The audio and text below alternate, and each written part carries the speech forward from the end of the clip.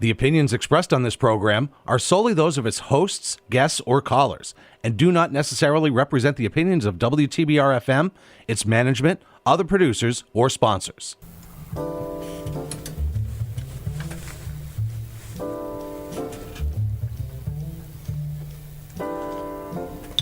Hi, everyone. You're listening to Backstory. Let's hear it on WTBR-FM Pittsville with Roberta McCulloch-Dews. Thanks for tuning in. So today we have with us someone who is well regarded here in the Berkshires and hardly needs an introduction. Gary Campbell, the head football coach at Wahconah Regional High School. And on the field, Coach Campbell has a hard-charging, no-nonsense approach to the game. This focus and drive has served Wahconah's football team, the Warriors, very well. And since the late 90s to the present, the Warriors have amassed a steady list of championship wins, and they've earned placements as the Mass State finalists in 2014, 2016, and 2021. But when he's not on the field, Gary, as he's also known, is very much dedicated to his work as Dean of Students at Nesicus Middle School. So thank you, Gary, or Coach, for being here today. Which do you prefer? Either one is great. Coach is what I get probably the most. All right. But thank you for having me, Roberta. I'm happy to be here. You're very welcome. All right, so let's get into it. So I always like to start at the beginning, and you're a native of Dalton, and you come from a big family. And when you're in a small community like Dalton, what's that like growing up where everyone knows you? Yeah, it's good and bad. It's good in the fact that you pretty much run around in town recklessly, which is great. Bad when you actually get home because everybody already knows what you did. So they know your business. Yes. Yes. So it's good. I do remember one of the most used lines for me during my teenage years, which I wasn't the angel, but was, I know your family. I know who to talk to. So that held me in line sometimes. Boy. It's like the ominous threat where You're like, have you been watching me? And then it makes you think twice, like, do they see what I'm doing? Yeah. I agree. So, I did a little digging, and I read about your grandmother, Beatrice Campbell, and she passed away in 2008. Yep. And it was stated that for many years she was a foster mother, and in her youth she loved to help seniors. Yes. And it was also said that a family mantra of hers, that life begins and ends with family. How would you say that way of thinking influenced your family's togetherness? Hugely. Wow, you did some great digging. Grandma B really led our family. She had 9 children and brought in foster children. And that family, it was as soon as you walked in the door. And I loved walking in the door because always food, always conversation, always banter. And but it was family. Yeah. It was sometimes you're the big person in family, very happy, and sometimes you're picked on a little bit, and that's life. And that was that. But I loved it. I'm going to add a little to that. My dad was the oldest of all the children, happened to have me young at 19, my dad and mom. So my aunt was is only 5 years older. So it kind of continued. So the family, I really felt a part of that family and all the children that came in and out of that family and out of that house. So it was an awesome way to grow up. Wow. I'm kind of jealous because I don't come from a big family like that. It was just my brother and I. And it's a very different experience. And I used to live vicariously through people who said that they had like a lot of siblings, because it creates something. One, like you said, you figure it out, but you always have like built-in friends. Yep. And you have a ton of cousins. Ton. I think I have 34 or 36 first cousins. Oh. So, yeah, Christmas, Thanksgiving is awesome. So do you have like the tables with the extenders? Yes. You hit it on that. I was always, when I got to move up to the adult table, it was like, whoa, yes, I made it. You have arrived. Yes. Right, because there's a kid table and there's the adult table. Yes. Right. It was awesome. Wow. I can imagine the memories, and when you say when you walked in your grandma's house, like what were some of the smells? Like what was she cooking? Potatoes, always. Always potatoes. And it was all different kinds of potatoes, scalloped potatoes, mashed potatoes, any type of potatoes. There was always a 5-pound bag that my aunts had to either peel. Everybody had a job. That was the other thing. Why potatoes? Don't know. It was always there. Potatoes. I know that sounds weird, but it was always types of potatoes. And we always had that. Always on the table. We always had some sort of turkey or chicken or something. My grandfather was a hunter, had other things going on, but it was always a staple of those things. And it just, I loved every bit of it. And also, I know this is another weird thought, my parents didn't allow me to have sugared cereals. So Grandma B allowed me to have sugar corn pops and Captain Crunch, which I thought was the greatest thing ever. So I would do the whole box when I came over the house. So I know these are weird things, but this is did this she have secret boxes of the cereal so that when your parents came to get you, like you didn't know? Like my parents deferred totally to Grandma B. She was in control. She ran the whole family, and what her rules in her house was the way it went, and that was clear all the way from the beginning. So, and a big chest freezer. Biggest one known to man.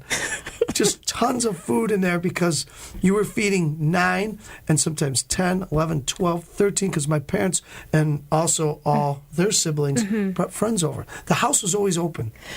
What did seeing your grandmother open up her heart and her home to these children, do you feel like you absorbed the magnitude of what she was doing at that time? That she, like, this is like, not everyone's home is like this.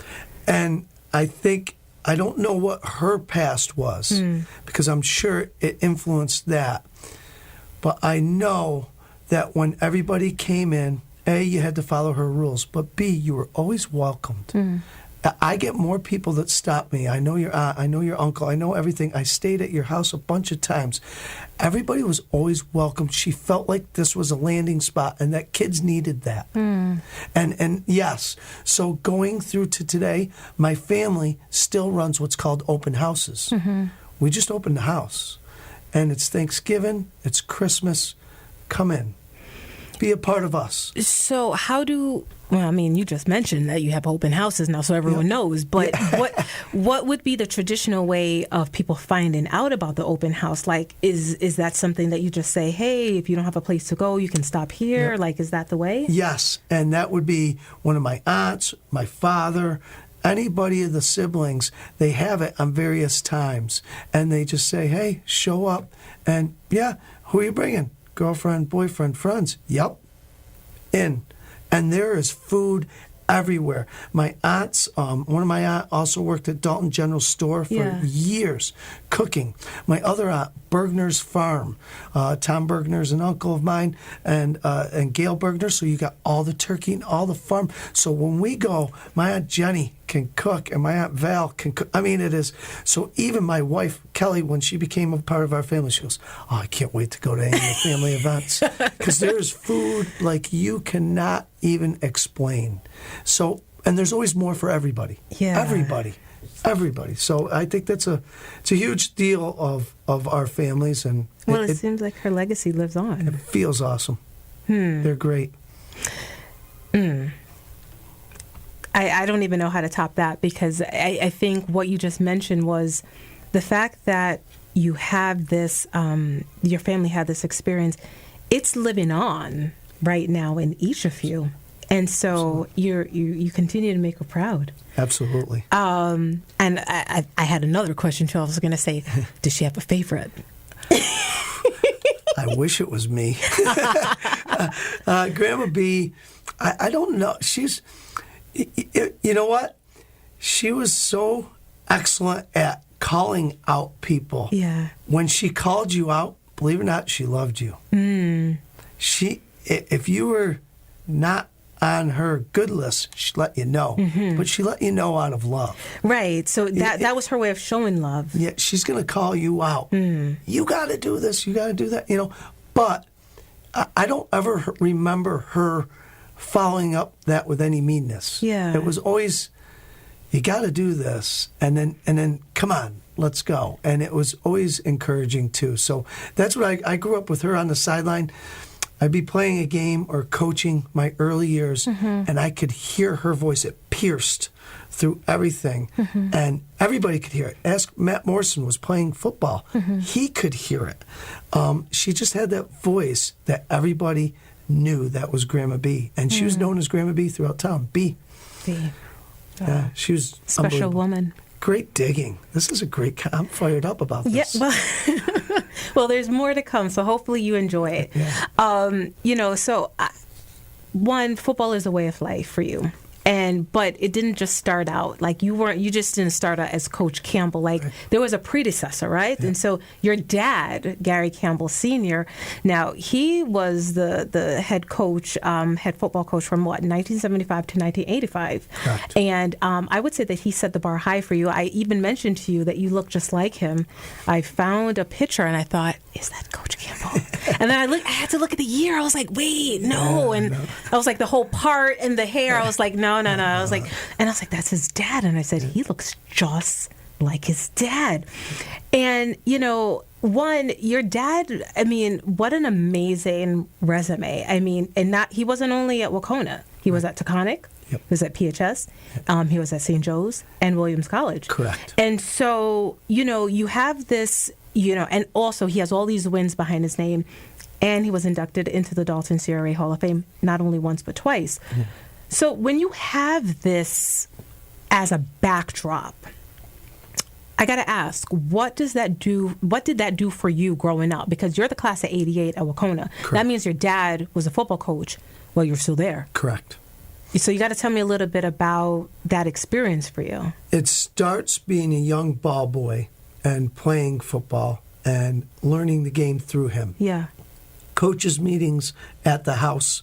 The coaches come to the house. The meetings weren't at the school. It was at the house. Come to our house. Dad would cook desserts, and they'd come over, and they'd watch film, and I would run a projector, and back and forth, and I would listen to him as he would critique what was going on, and soaking a lot of that in, not knowing it, just being there, but knowing all those different things. Feeling his passion for the game was awesome. I was always told he was a great football player.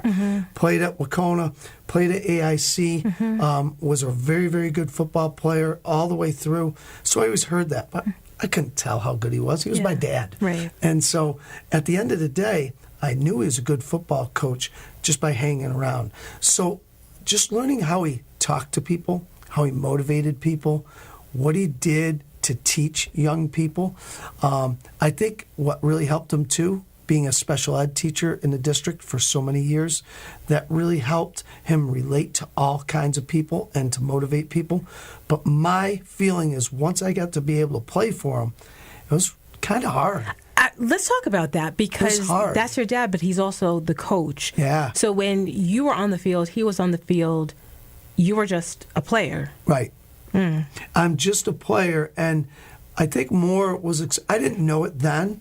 A lot of people would say, well, your dad's the coach, that's why you're going to play, and that's why you're going to do this and you're going to do that. And I think they also knew they expected me to be fairly well, too. Yeah. And I did football, basketball, and track, and I did some things in baseball when I was young.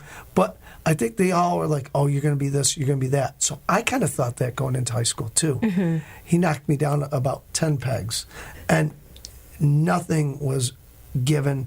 And in fact, it was maybe, one of those things. I don't think it was over the top. It was just what it was. He worked you harder. It did, and it became very physical then. High school became more physical.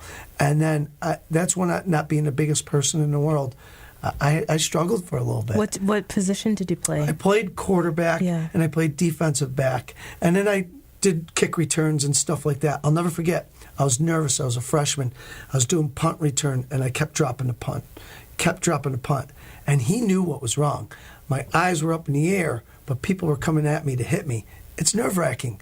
I got to catch the ball, but I'm going to get hit. He told a kid, and this is a true story, to run him over. Knock him right on down, run him over. Kid did, boom. blue helmet, a whole bit. But weirdly, oddly, I thank him for it. I was never scared of it. The worst thing that ever happened, my fear came to reality, and it was done with.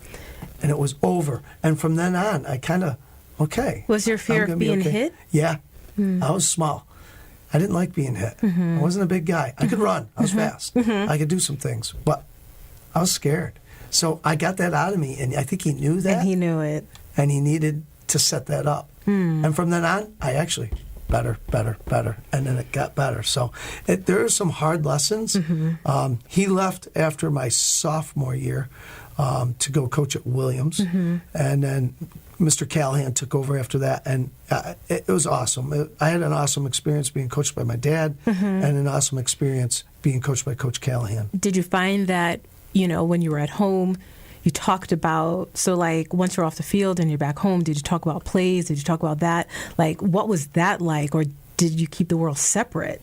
Yes and no. Sometimes on the ride home, it really was the ride home. Yeah. If I got a ride home from him, got in the car on the way home from him, yes, we did talk a little bit. But you're right. Once we got home, he did other things. I did other things. He allowed space, which I really liked. Okay. Absolutely.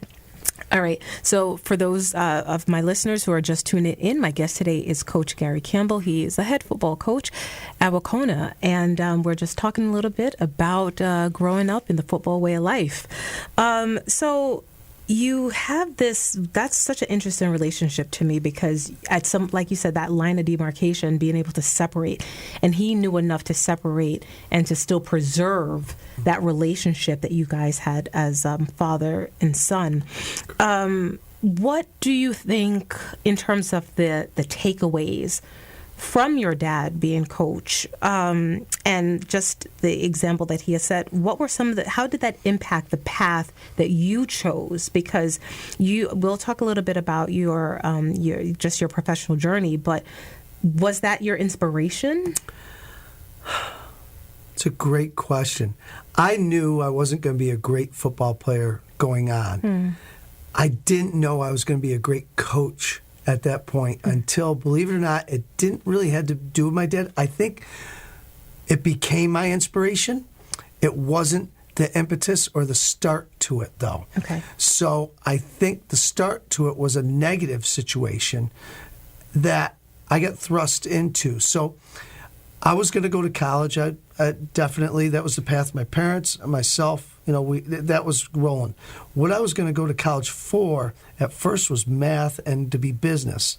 I got accepted at Bentley and some other schools, and I was going to go into business. And that was good.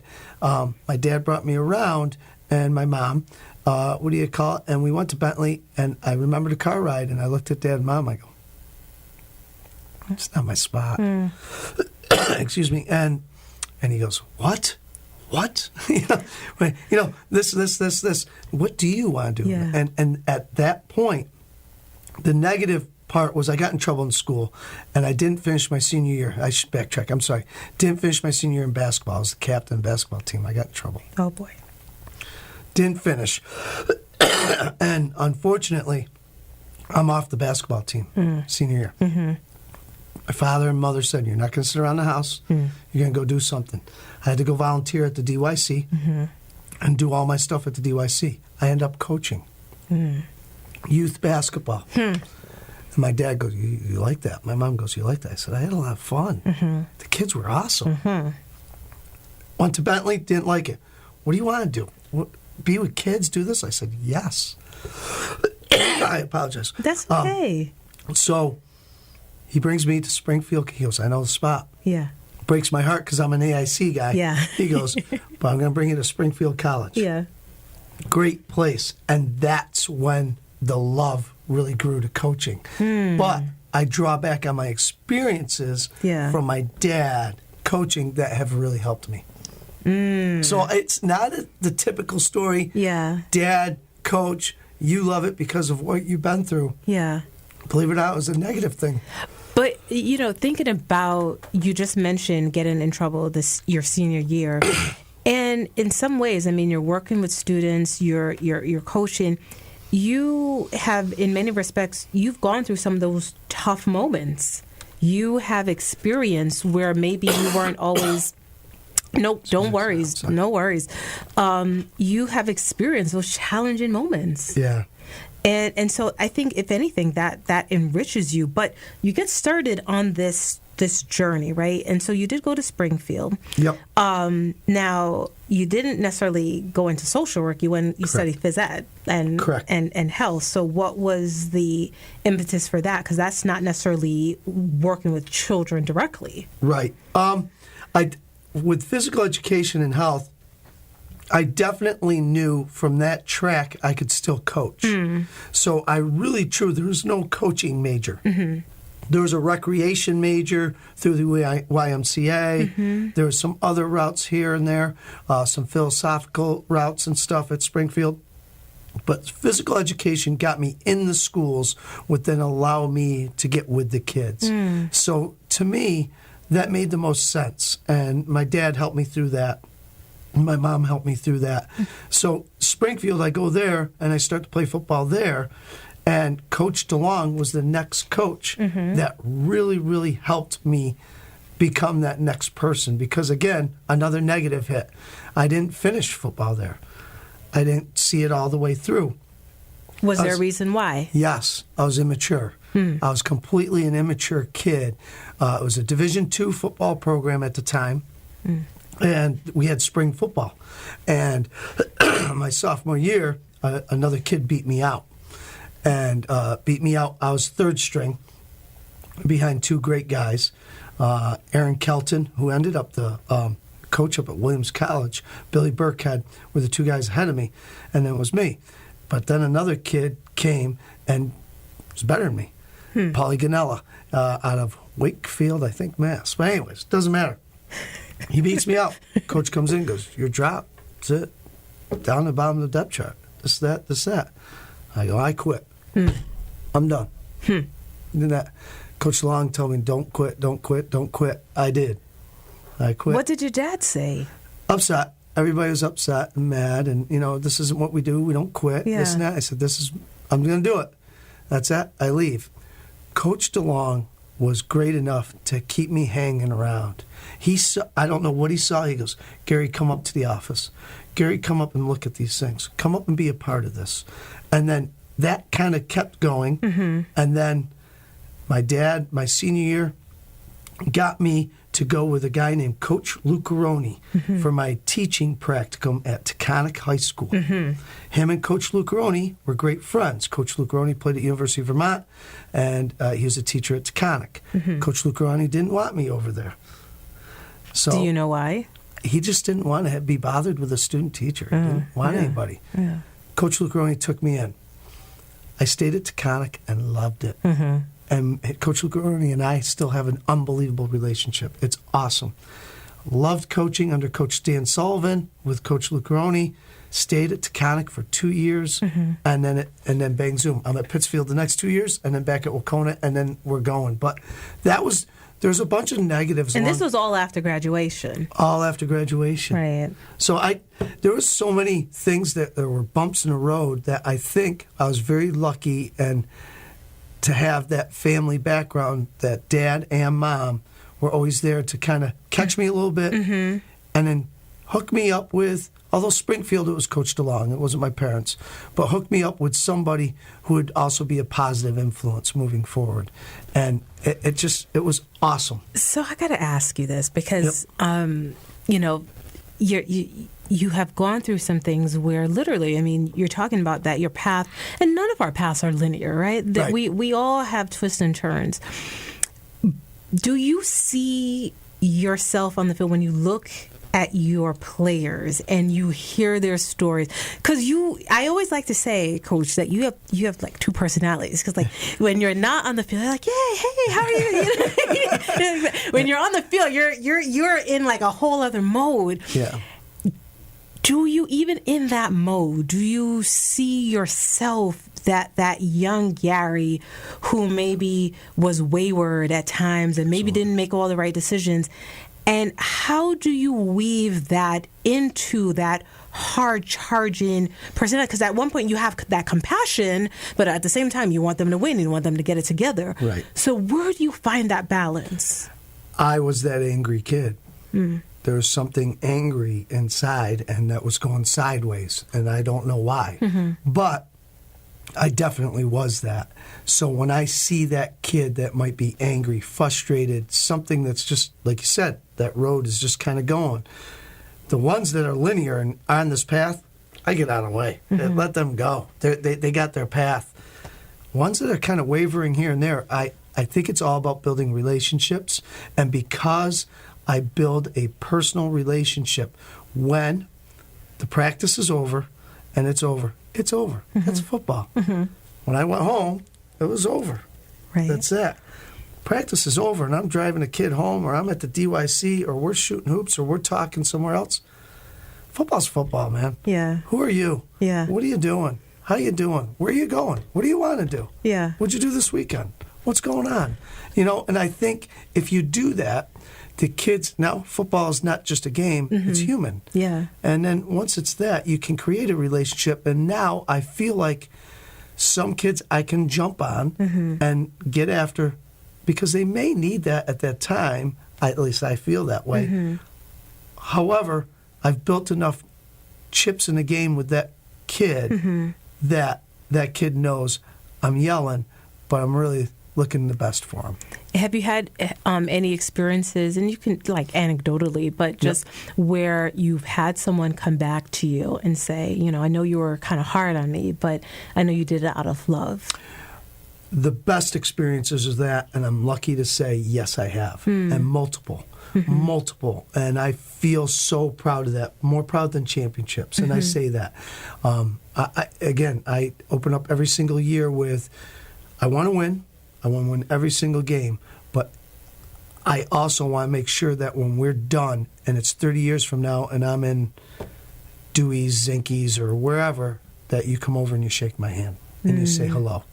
More important. Well, one of the things I always that I observe is at the football banquet at the end of the year, and I'm always struck by each year there's such a distinction in the way that you're able to recognize all the players, like you know about them. They feel, it's almost like you make them feel seen.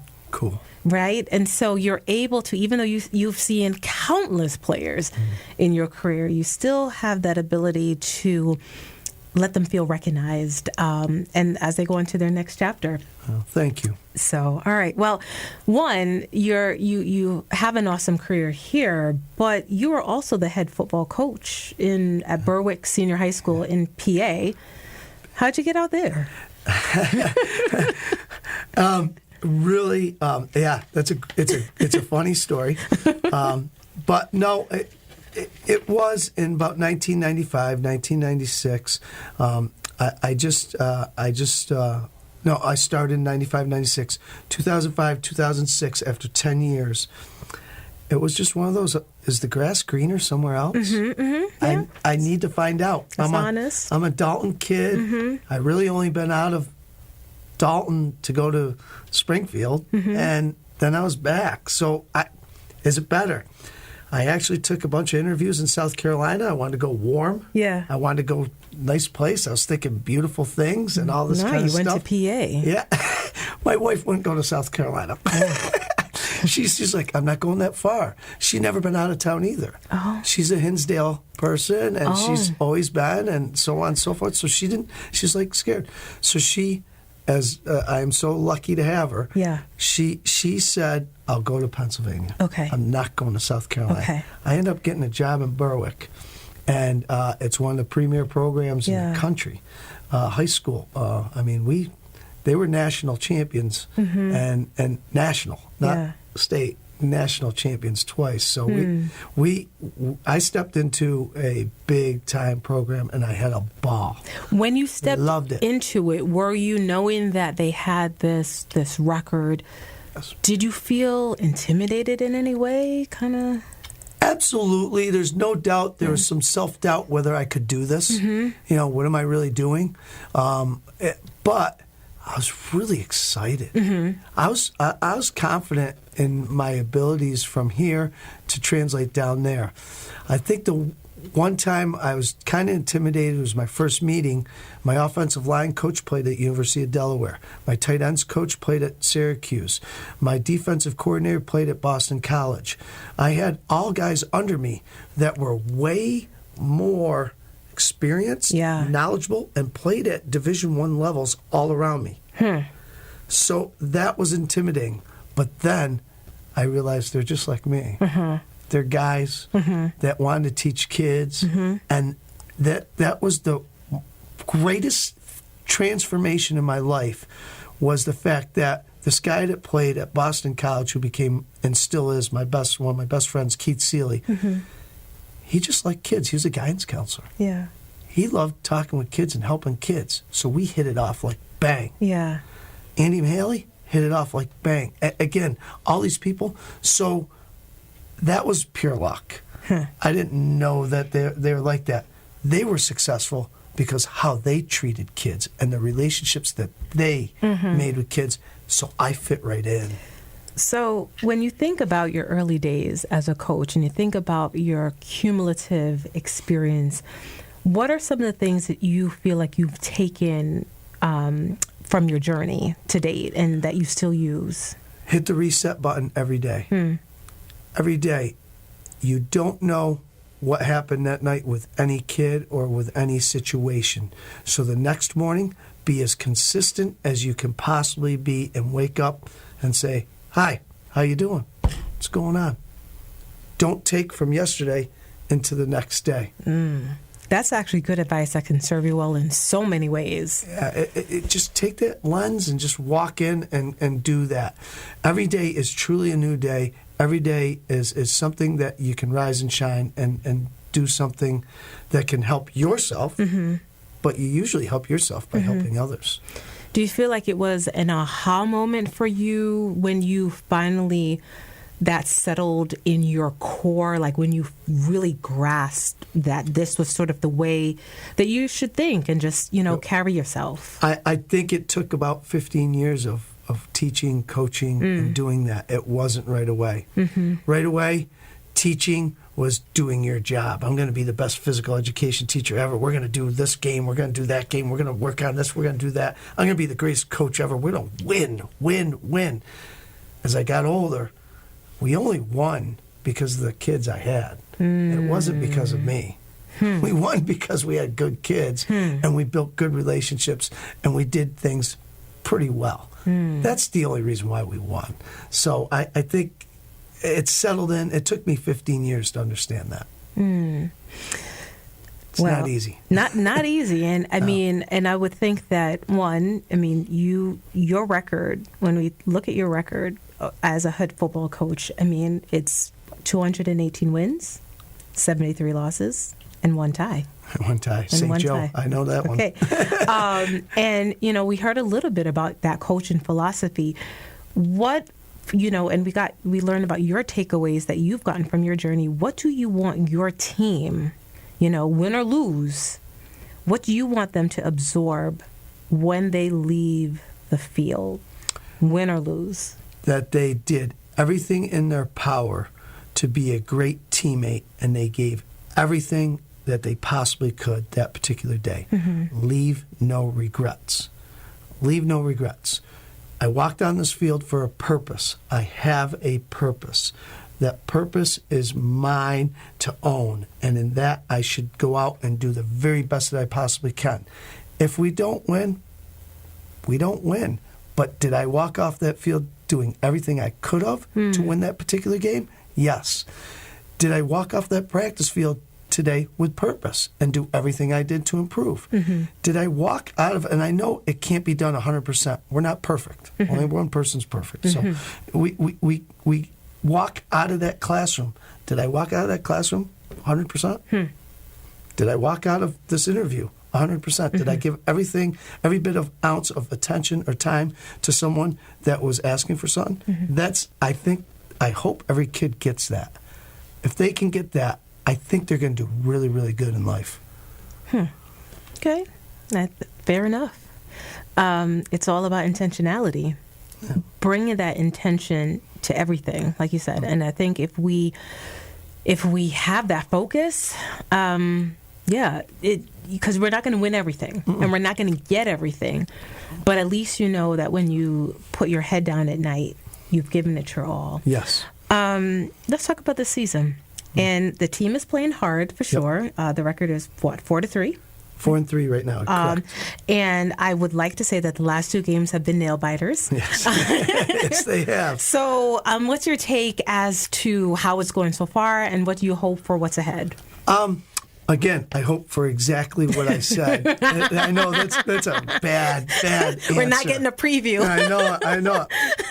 Here comes out Bill Belichick and everything else. Don't give them anything. Be guarded. We get nothing. Yeah, be guarded. But no, I do hope we give everything we got. Okay. Number one, I hope we get into the playoffs and make some noise. I mean, and I hope we take it to Gillette. I believe in young kids, and I believe in their ability to, even if it's one night, even if it's one, oh my God, I can't believe we weren't supposed to do this. Yeah. It happens all the time. Yeah. It does. Yeah. So I told the kids, and I tell them all the time, why not us? Yeah. Okay, we've had some injuries, we have some things going on, we have a lot of stuff, but why can't you do it now? Right. Well, now it's your turn. Right. Let's go. So I think the preview going forward is Northampton senior night. Celebrate the seniors, enjoy the game, win the game, yes, but again, leave no regrets. It's your last time playing on this field. Do that, and then whoever they tell us to go play, we're going to get on a bus, or if it's at home or whatever, we're going to go play them. We're going to give everything we got, and we're going to leave in no regrets. Listen, I have to say, full disclosure, I did not realize just how big football was in Dalton, right? So I didn't grow up playing sports, right? And I'm even still learning football language and all of that. So, it takes a little bit of work on my end and understanding the plays and all of that, right? That's not where my mind goes automatically. But it is like, it's a culture. Yeah. It is a culture, and I didn't realize it.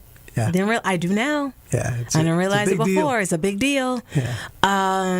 And it's pretty awesome to see how the community supports the young people. Like even the last time when they did go to Gillette, like wasn't there like a escort? I want to say it was pretty big.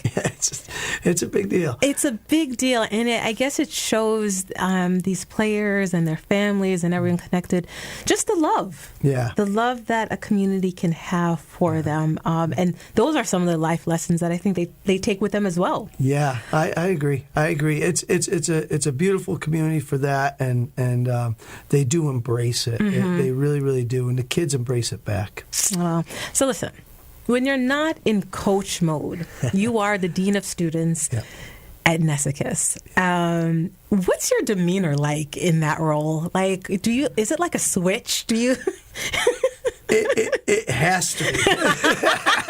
It has to be a switch. It is my alter ego. Yeah. It is middle school kids. Woo! And you got to just go with the flow. You talk about different every day. You got kids going sideways, in which, here and there, and so are us. Again, you want energy. High school, and I taught high school for many years, and I taught middle school more. Even though this is only my 4th year now in Nesicus, I taught my first 10 years at Nesicus. In my first years, and then went to high school, and then I'm back. So either way, what I love about middle school, my alter ego, is you can let your hair down and be listen, these kids are going through different phases of life, which is the most change of all their lives. They're testing. They're doing weird things. They're acting out different personalities because they don't know who they are yet. Nope. And it's what it is. And there's some odd things that come out. I think you have to be able to laugh. You have to be able to enjoy kids, and you have to go, that's wrong. That's wrong. But, oh, Lord, come on. Well, you got, but you got to also embrace them and bring them on. I enjoy it as much as it tires you out some days. Yeah. Middle school is where it's at. Interesting. All right. So for my listeners just tuning in, my guest today is Coach Gary Campbell. He's the head football coach at Wahconah. We're just talking about life on the football field, but also in his work at Nesicus. And, there's another question I failed to ask you. So the Northampton, again, remember, please forgive me, right? Okay. I don't have that football lingo down.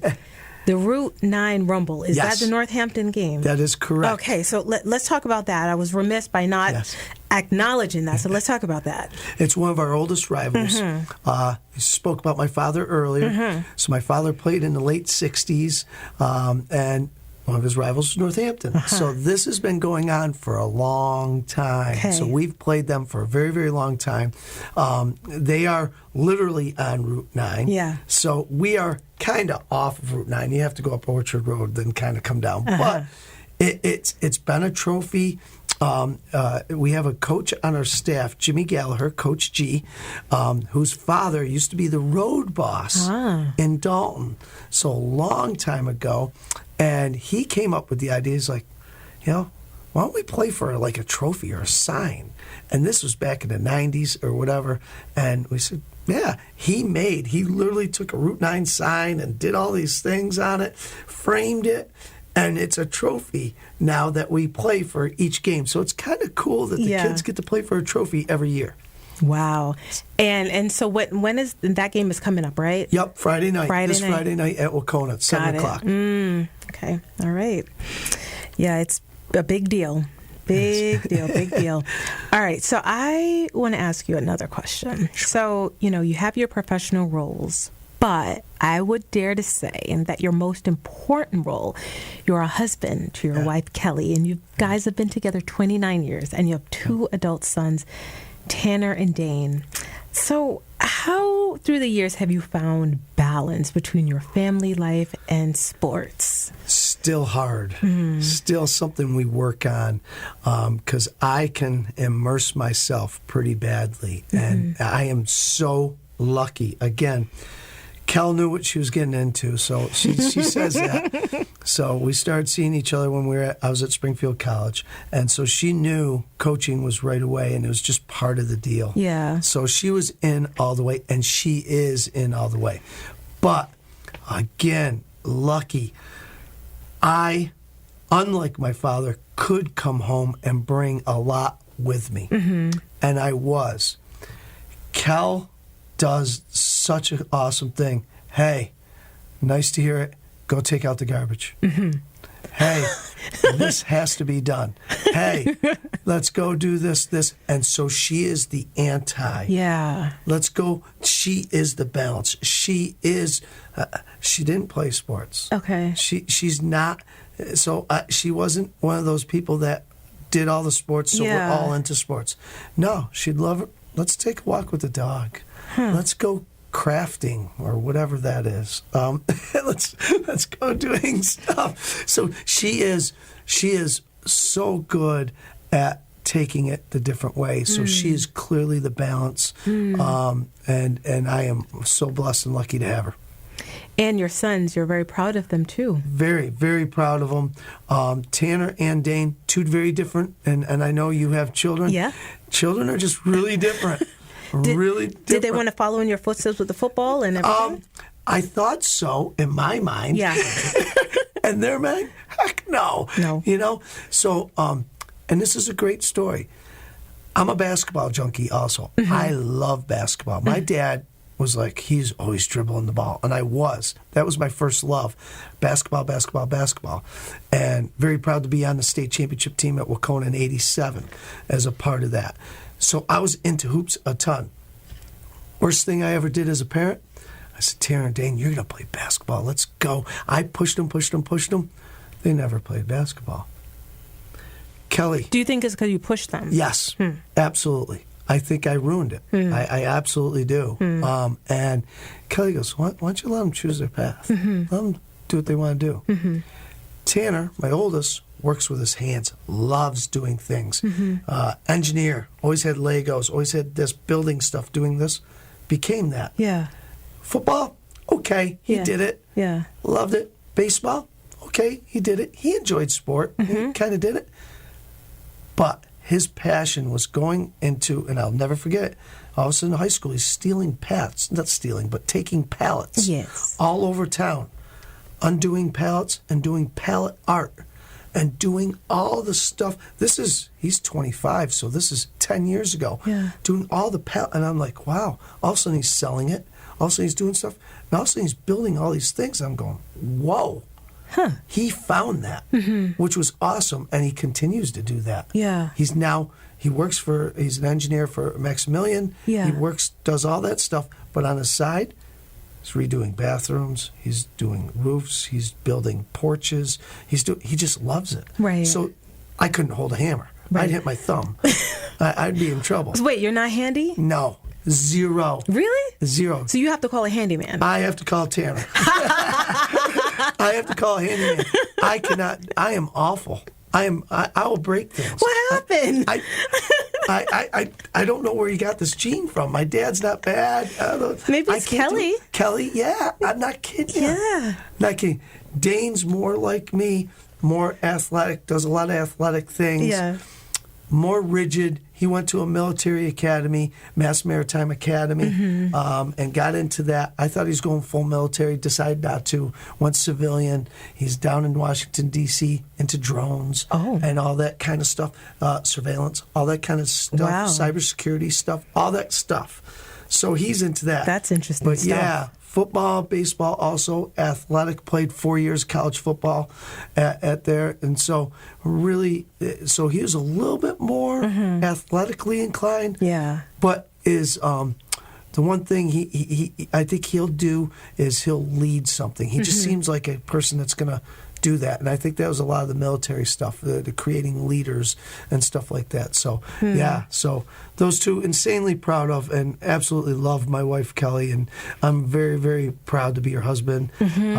Very lucky. Yeah. So she is the balance. So to get back to that, hugely. Well, hugely. Speaking of you and Kelly, when you're not working, what do you like to do for fun? And you mentioned some of the things. You have some favorite spots in the Berkshires that you guys love to frequent. And maybe it's even beyond the Berkshires. It is. She loves the ocean. And we both love adventure. So one of our big things we love to do is if we get a weekend, and especially, if it's a longer weekend bonus, we'll pick a spot we've never been to. Let's figure what that town's all about. Or that spot. Have you ever been to, I don't know, Portsmouth, New Hampshire? Have you ever been to New York? Yeah. But it can't be a big city like New York City. It can't be like... There are regulations. Yes, there are. There are. It can't be overwhelming. You have to be able to explore it within a weekend. So it's kind of smaller. When we leave the house, we can't take a highway. What? What? No, can't take I-91, can't take 90. Have to take local roads. Why? Routes. Because we want to get the flavor of what that town is. And towns we're going through. We can't go to any, what would I call them, chain stores or chain restaurants. Okay. No Applebee's, no Red Robins, no any of those types of things. Right. Dunkin' Donuts. You got to go into the town and find that local flavor and see what it is and see the people. We love it. How do you guys come up with this kind of like list of our travel do's and don'ts? Was it like something that you guys kind of just organically talked about? Yes. Yes. Because now it's a thing. Now it's a thing. Yeah. And she loves finding another spot. And it could be different. It started in Pennsylvania where we ended up in Cape May, New Jersey. And we ended up there. We loved it. And we're like, why do we go to all these tourist spots? Why don't we go to these kind of different spots? And so we kind of go into different things. So we went to Burlington, Vermont the last time. And we got to venture towards New York, Western New York more. We don't know much about that. So we got to find out about like Binghamton or some. I don't know. We got to find something else out. Do you think you'll ever take the plunge and venture into the big city? I'm not a city cat. Really? I think I would if it was like not like your typical. I'll take New York City. Yeah. Broadway play. Yeah. Or something like that. I think I want to go to New York City and go to, I don't know, somewhere in Brooklyn or Queens or Boston, and go to somewhere Southie, or go to the North End, maybe an Italian like restaurant. the neighborhoods. Something like the neighborhoods. That's what I want. Yeah.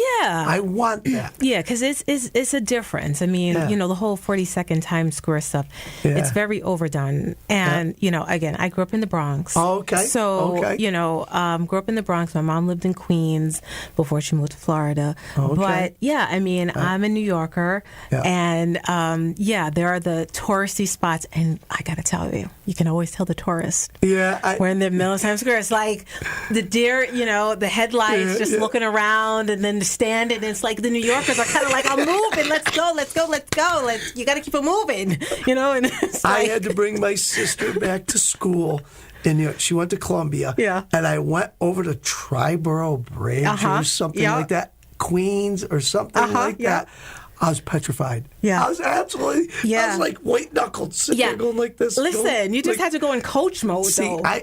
You just had to go in coach mode. I was out of my environment. Yeah. And I couldn't do it. And I said, Katie, and my sister Katie likes cities. Yeah. And she lives in cities. Yeah. And she does all that. And she loved it. She loved New York City. Yeah, the philosophy is eat or be eaten, and, take or be taken. And you kind of have this mentality. So I got to turn it into football? Kind of. When I'm on the Taconic, and my dad was in Westchester, so if I'm driving down, I have to head down into the city, literally my demeanor changes when I'm in the car, because I realize I'm like, you go from like you're smooth sailing on the Taconic, just driving. Once you cross a certain point, you realize, okay, it's game on. All right, because people will not give you an inch, and so it's definitely. But there are so many different neighborhoods, and if you ever decide that you want to go down, I mean, definitely whatever so many different enclaves, so many different neighborhoods. I would want to take it. That's exactly it. I would want to take the flavor of whatever that is. Yes, I definitely going to Philly. What do you call it? When I lived in Berwick, we'd go to Philly. Everybody wanted Geno's and Pat's, cheesesteaks, this and that. They said, no, don't go there. Go to Tony Luke's. And I was like, I never heard of Tony Luke's. He goes, no, Geno and Pat's is it's commercialized. That's right. Go to Tony Luke's. That's right. It was under this underpass somewhere, and it was awesome. Right. I was like, it's like a hidden secret. Yes. And like the locals know. Yes. The locals know about it. That's what I want. So if I get New York, I'm calling you. All right. Anytime. I give you some recommendations. Food is key. Food is key. And being able to walk around and just kind of see whatever is going on. I love that. So one more question. What kind of food? Because, New York has everything. If you're going to nail me to something, I love Italian food. I don't have an ounce of Italian in me, but for some reason, I love Italian food. But other than that, sandwiches. So Little Italy. Sandwiches. Little Italy. You got to go? You got to go to Little Italy. Okay. Yeah, I'm in. Just saying. I'm in. I got to go. And there's also a neighborhood around, so in the South Bronx, right? So there's like Arthur Avenue, right? So that also has a big Italian neighborhood. And if you think, do you ever remember that movie? I can't remember right now, and it's going to come to me, but it was filmed out there, and it's going to come to me like at the most random time, and I'm just going to yes, that's it. Holy! How did you know I was talking about that? I was just thinking Bronx. Yes, that was the environment. That Arthur Ave over there. Yes, I'm in. There we go. Oh my God. It was like on the tip of my tongue. Yes, that's it. Cool. That's it. So definitely, so many great places, and there are so many places where people continue to keep their culture alive. Yeah. So and that's the richness, I always say, of like a city environment. I grew up seeing everyone. Yeah. I grew up seeing everyone, and so you take that with you. Even as you go into other environments, you take it with you. You always remember that. And so that's a huge thing. Thing. Cool. You said you don't have any Italian. What's your background? A lot of Scottish, French, American Indian. How do you know all this? Because my dad was really into following the history of our family. Oh. Really, really into it. So at least the Campbell side. Yeah. My mom's a Merlet, Merlet. So Malay, French, German over into there. So that, and you get all I got. So technically, it's Malay. Malay, I think so. Yeah. Yes, Bernie. Yeah, Oh, yes. wow. So and then the Nice. Scotsman came from Nova Scotia. He traced it all the way up to there, and possibly over to Scotland. So it's kind of neat. It's fascinating. Yeah, it is cool. So there's a whole bunch of different things, and my parents are still into that. Have they created like a book for the Yep. family? Yes, they have it, and they have it. Geez, I'm going to embarrass myself now. I'm going to say, I'm not sure, 1500s. I think they got it to. What? I think they got it to. I think I'm going to embarrass myself. I'm going to ask my mom about that. Now, and I'm going to get back to you. Okay, on please do. where it does. But Please she's do. got it way back, That's impressive. like literal records. Like they visited Nova Scotia, and they visited places and went into places, and even living people. They met someone just the other day, 97 years old, a Campbell, who verified a whole bunch of other things. I Which love is- it. That is, I love yeah. it. I love all that stuff. My mom and dad are into that. I love all I that wasn't stuff. as much, but I guess I am. I don't know. I see the passion coming through. But the Italian, no. Okay. All right. Well, there you have it. So we're down to like the last few minutes, but 2 last questions. Sure. Who or what motivates you to keep going? I think one of the fear sometimes. I think you don't want to let anybody down. Okay. That's a hard thing. So you don't want to let kids down. You don't want to let yourself down. I have created a thing for myself, or a legacy, or whatever you want to call it, a reputation. So I don't ever want to let that down. So that is good and bad. It drives me, but I want to keep that going. And 2, you already hit it. I want kids to realize that there are people out there that care about them, and I want them to know that they can be better and improve, and just I hope I can be one of those things that helps them do that. That's all. That's it. Perfect. That's it. And if you had to choose one word to describe you, what would that be? I would say probably what I've been told, unfortunately, because I'm probably not that creative. But energy. I have energy. I do. I wake up rolling, and I enjoy that. Pre or post coffee? Whew. I do need coffee. I do. But only one. All right. One big Okay. one. All right. It's not a small one. It's a good 20 to 24 ounce coffee. No, that's like 3 coffees in one, though. Yeah, so I need that in the morning. I do, and I love it. I have this Yeti cup that is like, it's stained. It's you the can Yeti wash of all Yetis. It is, and if you smell it, it's coffee. It's coffee. It's built into it. It's All good right, stuff. So nice. that's funny. Oh gosh, Coach Campbell, I really enjoyed this conversation.